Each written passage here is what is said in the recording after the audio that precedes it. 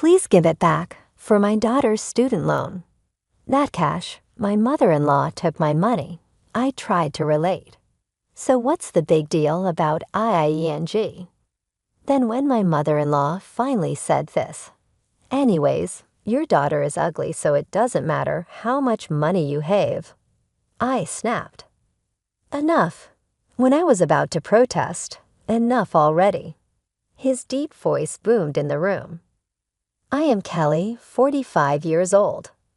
My husband Ben passed away in an accident about 2 years after we got married, and I have been raising our only daughter Katie by myself for 22 years. I have been working part-time at a local supermarket for almost 10 years. I considered becoming a full-time employee, but it was hard to find a company that would hire me since Katie was often sick when she was young. Still, I worked desperately from job to job and finally settled in at the current supermarket. I couldn't even afford my own clothes or cosmetics, and I looked worn out. But seeing Katie smile made it all seem unimportant. We couldn't afford lavish meals or expensive birthday or Christmas presents. Even though we couldn't live comfortably, Katie grew up healthy and is now almost a third-year university student and soon to be 20. Katie never complained about our modest life. Instead, she would say, "I'll help you out, Mom," and she would take on multiple part-time jobs and help with household chores. She is a kind child. For Katie's future, I have been saving diligently for 22 years. Currently, Katie attends university with a scholarship, a student loan, and a special admission program. But she will have to start repaying the student loan once she graduates. I started saving so that Katie wouldn't struggle after becoming a working adult, and this year, the savings reached about $30,000. I couldn't do much for her when she was young, but I want to help her a little in the future. That's why I've been saving little by little over time, a precious savings. Even though I am a single mother, I am quite fortunate in my circumstances. Our family lives near my in-laws. My father-in-law adores Katie, the only grandchild and the legacy of his son. While I was at work, he would take care of Katie so she wouldn't feel lonely, and she became very attached to her grandfather. Kelly, if there's anything, always tell me. Thank you, always, Father. Thanks to my father-in-law, who always helped us, I have been able to come this far. He contributed more than half of the cost for Katie's Sweet 16. On the other hand, my mother-in-law has always shown little interest in her. Ever since Katie was young, she would say, "I hate noisy children." Apparently, my in-laws had an arranged marriage decided by their parents, and my mother-in-law was not pleased with marrying my father-in-law. Why do I, a beauty, have to marry such a plain man? She used to rage. Even after marriage, as a result, my mother-in-law never really adored Katie, nor did she much care for her only son Ben. Even now, past her 60th birthday, my mother-in-law is only interested in dressing up. Moreover, whenever she met Katie and me, if my father-in-law wasn't looking, she would blurt out, "So plain and ugly for being so young." Since I became worn out from work, it has gotten even worse. Can't buy cosmetics, can't go to the salon. "You're just polishing your ugliness," she would say, making a point to come to my workplace to spit these words. We have been cautious of her and try to keep our distance as much as possible. One day, I glanced at the calendar with a red circle at the end of that month. Yes, it would be Katie's 22nd birthday. Katie has really grown up. Maybe it's time to hand it over. Muttering that, I took the bank check out of the drawer. $30,000 saved diligently over 22 years. I had planned to give this check to Katie when she turned 22. I was looking at the check, thinking she would surely use it for her benefit when suddenly the doorbell rang. I responded and left it on the desk. As I hurriedly opened the front door, I was shocked by the person standing there. Long time no see, Kelly. How have you been? Hello, what are you doing here all of a sudden? Yes, it was my mother-in-law standing there. She was dressed more flamboyantly than usual and was wearing a lot of jewelry. Had she been somewhere before coming here? Faced with her sudden visit, I couldn't help but be suspicious. It was the first time she had ever visited our house alone. Usually, just showing her face accompanied by my father-in-law once in a while. It was indeed surprising that she came alone all of a sudden. You won't even let your respectful mother-in-law in when I come to visit. Make some coffee, please.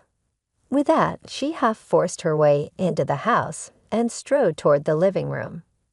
I remembered the check I had left on the desk and hurried to stop her. Wait, please. What brings you here so suddenly? At least tell me what you need first. Oh, that's right, Kelly. Where is the money for Katie's birthday party? What? The birthday party money? Wait, please. Despite my attempt to stop her, she entered the living room. Then she noticed the check and said, "What's this?" and picked it up without permission. Please wait, don't just look at it like that. As I tried to snatch it from her, she looked clearly annoyed. It's your fault for leaving it out here, and that amount of savings is too much for just a birthday party, isn't it? Are you pretending to be poor while hoarding money? She glared at me accusingly. It's outrageous to force your way into someone's home like this. And this money is the savings for Katie's student loan repayment. Please give it back. I couldn't help but raise my voice emotionally. At that, my mother-in-law's eyes widened. How dare you defy your respectful mother-in-law? Besides, you and your daughter don't need this money.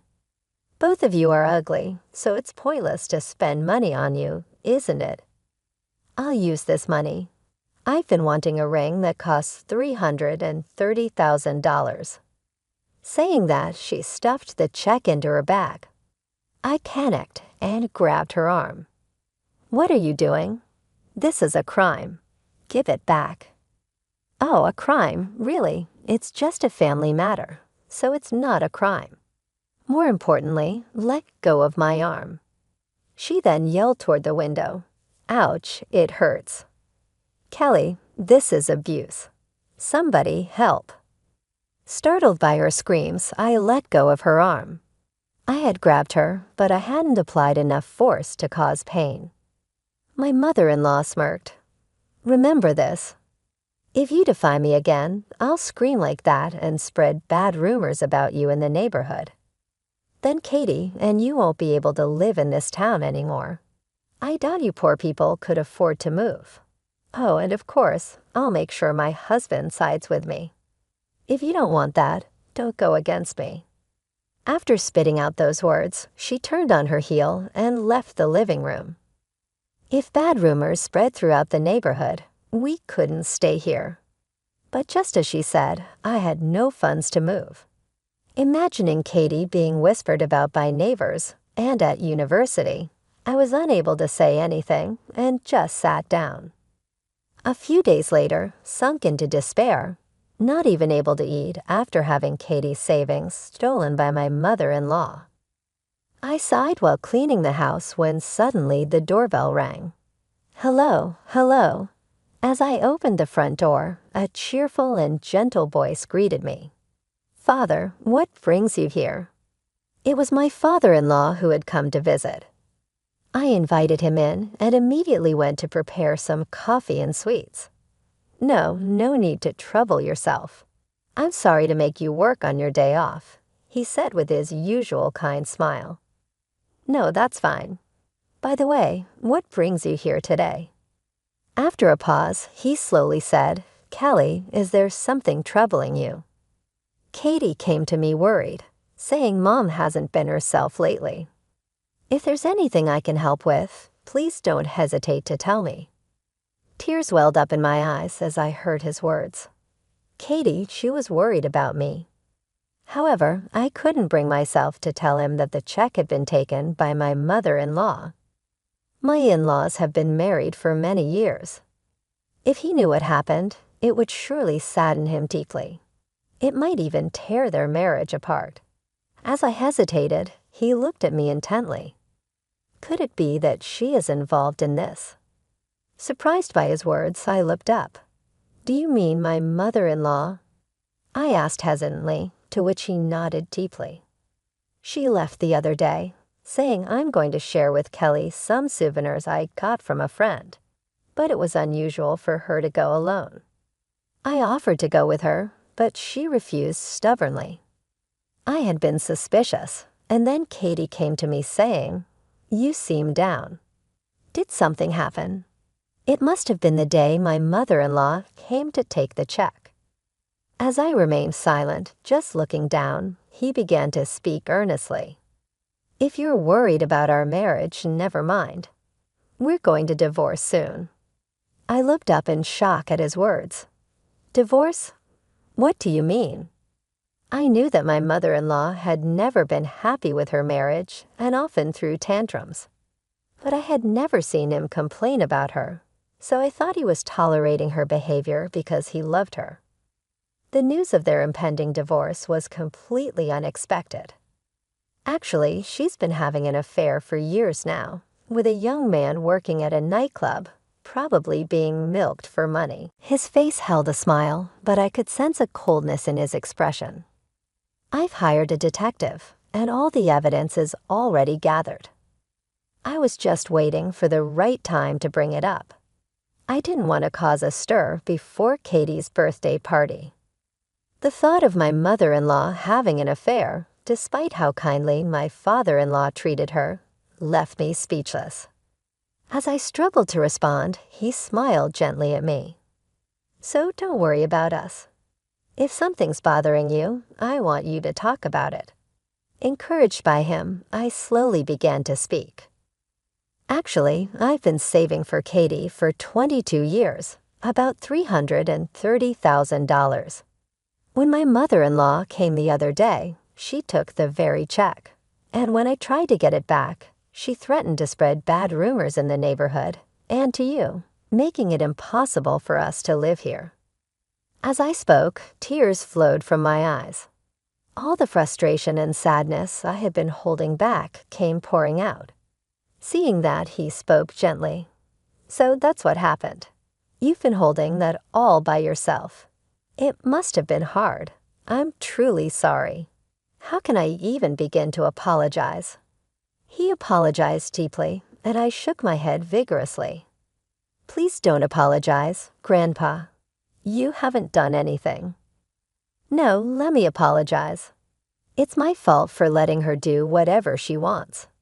More importantly, Kelly, would you like to get back at her with me?" At that moment, the doorbell rang. I hurried to check the monitor and was shocked by what I saw. There at the front door was none other than my mother-in-law. "Hello, what are you doing here?" As I fumbled in confusion, my father-in-law placed his hand gently on my shoulder. It looks like she came just in time. "I'll hide in the living room closet. Kelly, you record the conversation on your smartphone's voice recorder. I'll come out if anything happens, so don't worry. Once she realizes you're alone in the house, she'll surely slip up." I nodded firmly at his words. After making sure that he was hidden, I went to greet my mother-in-law at the entrance. "You're a bit slow to come out, aren't you? Hurry up and make some coffee." As soon as she entered the house, she started with her sarcastic remarks, and I glared back at her. "What do you want? If it's money, there isn't any left." "Oh, there must be some left, right?" "I mean the money for Katie's birthday party.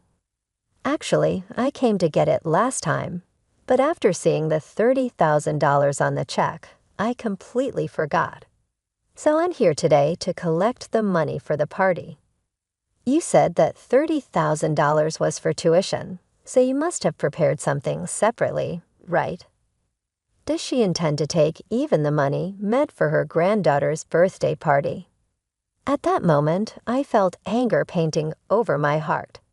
Why do you want to take even your granddaughter's happiness? As my hands trembled with rage, I mustered my voice. What's the big deal about that? I said it many times, but ugly people won't benefit from dressing up. Isn't it embarrassing if someone ugly like Katie wears a dress? That's why I'm saying I'll use it. Look at this ring, isn't it lovely? It sure was worth $30,000. Money should be spent on beauties like me. She admired the large gemstone on her finger, looking utterly enchanted at her heartless words. Something inside me snapped. Enough, just as I was about to say something, enough already. His booming low voice shook the room as he burst out of the closet door. Honey, what are you doing in there? Seeing my father-in-law emerging from the closet, my mother-in-law couldn't hide her surprise. Ignoring her, my father-in-law advanced towards her with a fierce look. Do you even understand what you've done? What you have done is criminal. You will not get away with stealing the happiness of your daughter-in-law and granddaughter. His intense presence overwhelmed not only my mother-in-law, but me as well. He is usually such a calm person, and I had never even seen him get angry before, let alone raise his voice. Yet here he was, yelling at my mother-in-law with such emotion. Kelly, you set me up, didn't you? Complaining to my husband about this. What a coward. She glared at me accusingly. Enough is enough. I already know about the $30,000 you took from Kelly to buy matching rings. As he shouted, he pointed at the ring on my mother-in-law's finger. Matching rings? What are you talking about? I have no idea. Clearly flustered, she averted her eyes. Watching her, my father-in-law sighed deeply. I know everything. You're having an affair, aren't you? With that young guy, Ted, was it? That $30,000 ring, you bought it to match with him, right? When you realized you were running out of money to lavish on him, you remembered Katie's upcoming birthday party and decided to take Kelly's money, didn't you? In his words, the color drained from my mother-in-law's face. How did you know about that? I've always given you a credit card to be used freely, haven't I? The spending on that card has significantly increased over the past few years. When I checked the statements, I saw expenses for brand bags and cosmetics had gone up, and there were also charges from a nightclub. Calmly, my father-in-law spoke, and my mother-in-law's eyes widened in shock. Do you check the statements? But that's my personal credit card. That's a violation of privacy. Even at this point, my self-centered mother-in-law's attitude only exasperated my father-in-law. Even though you say it's your personal credit card, all the payments are made by me. You haven't worked at all, so if there's a sudden increase in spending, of course I'm going to check. Unable to find a response, her face turned red as she trembled with agitation. I've hired a detective, and all the evidence has been gathered. I thought you'd want to see Katie's radiant moment at her birthday party, so I was waiting until after that to divorce you. What a mistake that was. You tried to steal Katie's birthday party money and belittled both Katie and Kelly. With this, I can divorce you right now. The calm yet formidable tone of my father-in-law was chilling. Well, that's fine. I have Ted. He's been saying he wants to marry me. If you divorce me, I'll just marry him, so this works out better for me. My mother-in-law still seemed to have an air of nonchalance, but my father-in-law just smiled slightly. That Ted guy, you know. He's been living with another woman, and apparently he has 3 other mistresses, all in their early 20s, I've heard. It seems he doesn't even consider you a mistress. Do you really think he will marry you? What? That can't be true. Ted would never do that. Shocked, my mother-in-law covered her face with her hands and quickly pulled out her phone to make a call. Hello, Ted. Is it true you're cheating on me? What do you mean? How much do you think I've spent on you?